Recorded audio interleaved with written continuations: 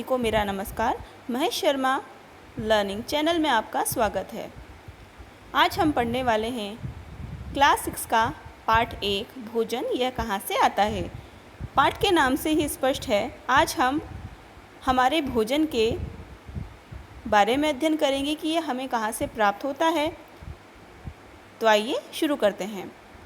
आज आपने घर में क्या खाया था, थोड़ा सोच कर देखिए। अब अपने किसी दोस्त से पूछिए कि क्या उसने भी वही भोजन खाया जो आपने खाया था। एक बार और सोचिए कि क्या आपने आज और कल दोनों बार एक ही प्रकार का आहार लिया? नहीं। अतः हमें यह पता चलता है कि हम अलग अलग समय में भिन्न भिन्न प्रकार का आहार ग्रहण करते हैं। तो ये विभिन्न खाद्य पदार्थ क्या होते हैं और हमें कहाँ से प्राप्त होते हैं, इसी की चर्चा हम पूरे लेसन में करने वाले हैं। हमारा टॉपिक है विभिन्न खाद्य पदार्थ। हम अपने आसपास अपने दोस्तों से पूछें कि उन्होंने कौन कौन से खाद्य पदार्थ एक दिन में खाएं। यदि वो दोस्त हमारे राजस्थान के अलावा अन्य प्रकार के प्रदेशों से भी हो तो भी हम उनसे पूछने का प्रयास कर सकते हैं। मान लीजिए आपने रात के खाने में दाल खाई, तो क्या आप पूरे दिन में वही खाते हैं? नहीं। सुबह के भोजन में हम थोड़ा हल्का भोजन खाते हैं, जैसे कि पोहा, उपमा आदि। दिन में हम दाल, चावल, रोटी, सब्ज़ी आदि को ग्रहण करते हैं और रात के भोजन में हम दलिया, खिचड़ी इत्यादि का प्रयोग करते हैं। तो इस प्रकार से हम इस पूरी सारणी को भर कर के ये पता लगा सकते हैं कि हमारे कौन से मित्र ने पूरे दिन में कौन कौन से खाद्य पदार्थों का इस्तेमाल किया। चित्र में आप देख सकते हैं कि यहाँ पर विभिन्न प्रकार के खाद्य पदार्थों को दर्शाया गया है। एक में इडली सांभर नारियल की चटनी है, तो दूसरे में मछली, अर्थात यहाँ पर शाकाहारी व्यंजन और मांसाहारी व्यंजन दोनों प्रकार के बारे में दर्शाया गया है। इससे पता चलता है कि हम भोजन में अनेक प्रकार की चीज़ें खाते हैं। प्रत्येक व्यक्ति अलग अलग प्रकार का भोजन खाता है और वह प्रतिदिन अपने भोजन में ये थोड़े से परिवर्तन अवश्य करता है। अब हम पके हुए चावल के बारे में सोचें। पके हुए चावल को तैयार करने के लिए हमें सबसे पहले कच्चा चावल लेना होता है और उसमें पानी डाल करके उसे उबालना होता है। अर्थात पके चावल को तैयार करने में हमें कम से कम 2 पदार्थों या संघटकों की आवश्यकता होती है, पानी और कच्चा चावल। इसी प्रकार यदि हम किसी सब्जी के बारे में बातचीत करें तो हमें सब्जी बनाने के लिए कम से पहले एक सब्जी, कुछ मसाले, तेल, नमक, पानी इत्यादि की आवश्यकता होती है। अलग अलग प्रकार की सब्जियों को तैयार करने में या भोजन को तैयार करने में हम अलग अलग प्रकार के संघटक काम में लेते हैं। इस प्रकार हम कह सकते हैं कि संघटक क्या होते हैं? संघटक वे पदार्थ होते हैं जिनसे मिलकर के हम किसी पदार्थ को तैयार करते हैं। चलिए आगे बढ़ते हैं। सारणी 1.2 में कुछ खाद्य व्यंजन और उनकी कच्ची सामग्रियां दर्शाई गई हैं, जैसे कि रोटी और चपाती। रोटी और चपाती बनाने के लिए हमें क्या क्या चाहिए, आइए देखते हैं। इसके लिए हमें आटा और जल, इन दोनों की आवश्यकता होती है। इसके साथ हम नमक का भी प्रयोग कर सकते हैं। दाल बनाने के लिए हमें कच्ची दाल, जल, नमक, तेल या घी और मसालों की आवश्यकता होती है। इसी का जो अगला कॉलम है वो आप अपने हिसाब से अपनी जानकारी से भर सकते हैं। आप किसी एक खाद्य पदार्थ के बारे में सोचिए, बाद में उसमें प्रयुक्त होने वाली किसी कच्ची सामग्री का नाम लिखिए। मान लीजिए आपको बनाना है सूजी का हलवा, तो उसके लिए आपको कौन कौन सी कच्ची सामग्री का प्रयोग करना पड़ेगा? उसके लिए आपको सूजी, शक्कर, घी, पानी इत्यादि का प्रयोग करना पड़ेगा। अर्थात प्रत्येक खाद्य पदार्थ को बनाने के लिए हमें उसकी कच्ची सामग्री आवश्यक होती है। अब बात करते हैं कि ये खाद्य सामग्री हमें कहाँ से प्राप्त होती है। चलिए चर्चा करते हैं। हम कह सकते हैं कि जो फल और सब्जियां हम प्रतिदिन के लिए काम में लेते हैं वो हमें पौधों से ही प्राप्त होती है। गेहूँ, चावल, मक्का आदि के पौधों से हमें अनाज प्राप्त होता है।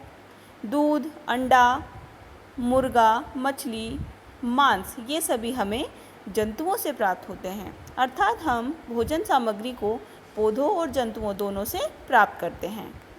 चित्र में एक धान का खेत दिखाया हुआ है। ये अनाज का स्रोत है, यहीं से हमें अनाज प्राप्त होता है। जब यह पूरा पक जाता है तो इसे परिवहित करके अर्थात बड़े बड़े बोरों में भर करके वाहन या बैलगाड़ियों की सहायता से एक स्थान से दूसरे स्थान तक पहुंचा दिया जाता है। अन्न जैसे कि गेहूं, चावल, मक्का, सब्जियां जैसे कि टमाटर, लौकी, बैंगन आदि और फल, ये सभी पादपों से प्राप्त होने वाले खाद्य संगठक हैं। जंतुओं से हमें दूध, मांस, अंडे और अन्य प्रकार के उत्पाद प्राप्त होते हैं। और हम जानते हैं गाय, बकरी और भैंस, इनसे हमें दूध और दूध से प्राप्त होने वाले सामान्य उत्पाद जैसे कि मक्खन, क्रीम, दही, घी इत्यादि प्राप्त होते हैं। सारणी 1.2 में खाद्य व्यंजन, उनमें प्रयुक्त होने वाली खाद्य सामग्री और वे कहाँ से प्राप्त होते हैं, उनके स्रोतों के बारे में हमें बताया गया है।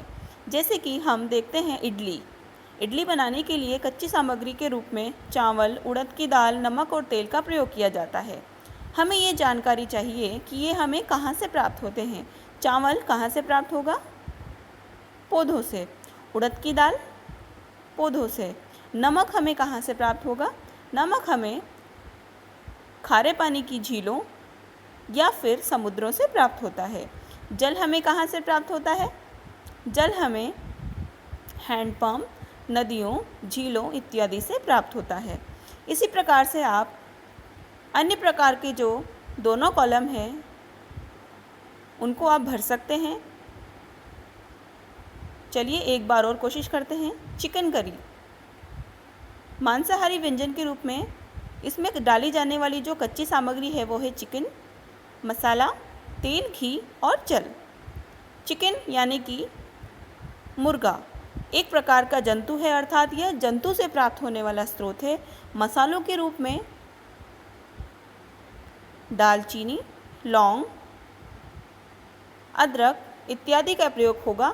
तो ये सभी पदार्थ हमें कहाँ से प्राप्त होंगे? ये सभी हमें पौधों से प्राप्त होंगे।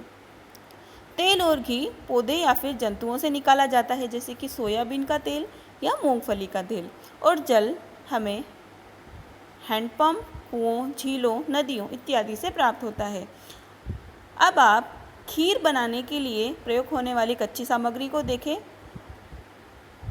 मैं आशा करती हूँ आप इसके स्रोतों के बारे में अब आराम से जानकारी प्राप्त कर सकेंगे।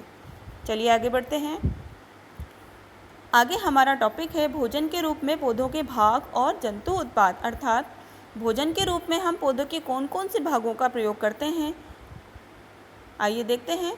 पौधे हमारे भोजन का मुख्य स्रोत हैं। हम पौधों के अनेक भागों का यूज़ करते हैं, जैसे कि जड़ है, तना, पत्तियाँ, पुष्प, फल आदि। यानी कि पौधों के 2 या 2 से अधिक भाग खाने योग्य होते ही हैं। जैसे कि यदि हम चर्चा करें इस सरसों के पौधे का, इस सरसों के पौधे को देखने पर हमें इसमें पुष्प, फल, तना, पत्ती, कलियाँ और जड़ ये सभी भाग स्पष्ट रूप से देखने में मिलते हैं। इसके जो फल होते हैं, इसके बीजों को हम छोंक लगाने में या तड़का लगाने में इस्तेमाल करते हैं। इसी के साथ इन्हीं के बीजों को तेल बनाने के लिए भी प्रयोग में लिया जाता है। सर्दियों के दिनों में सरसों के पत्तों से बनने वाला साग बहुत ही रुचिकर होता है, बहुत ही प्रेम से खाया जाता है। अर्थात सरसों के पौधों से हमें 2 या 2 से अधिक प्रकार का भोजन प्राप्त होता है, जैसे कि तेल, साबुत सरसों के दाने और इसकी पत्तियाँ। सारणी 1.4 में हमें दर्शाया गया है खाद्य पदार्थ के मुख्य स्रोत की तरह पौधा, यानी कि मान लीजिए यहाँ पर दिया गया है बैंगन का भरता। इसको बनाने के लिए कौन कौन सी चीज़ें चाहिए?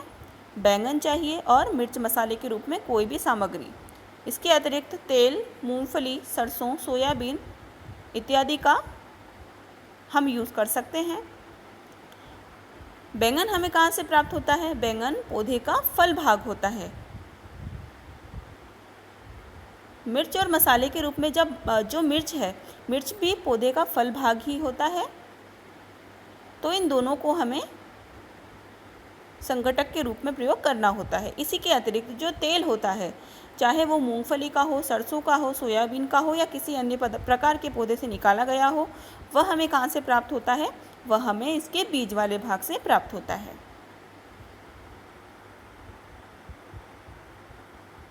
आशा करते हैं आपको यहाँ तक की बातें स्पष्ट समझ में आई होंगी। इसके आगे की चर्चा हम इसके पार्ट सेकंड में करने वाले हैं। धन्यवाद।